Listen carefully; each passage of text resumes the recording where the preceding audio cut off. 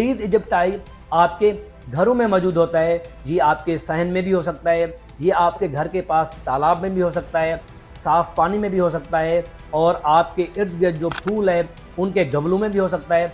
और इंटरेस्टिंगली ये आपके घरों में रखे पानी के बर्तनों में भी मौजूद हो सकता है और वहीं से आपको बाइट करता है और आपके अंदर ये वायरस मुंतकिल करता है। और मज़े की बात ये है, ये मच्छर आपको दिन में काटता है, ये मच्छर रात में नहीं काटता। डेंगू फीवर की 4 अक़साम होती हैं।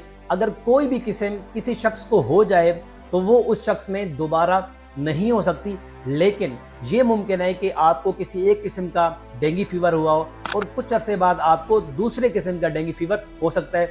और इसीलिए जब किसी शख्स को एक बार किसी किस्म का डेंगू फीवर होता है और अगर रिसेंट में आपको हुआ हो और उसी दौरान अगर आपको दोबारा से डेंगू फीवर हो और वो किसी और किस्म का हो, तब डेंगू फीवर शिद्दत इख्तियार कर लेता है।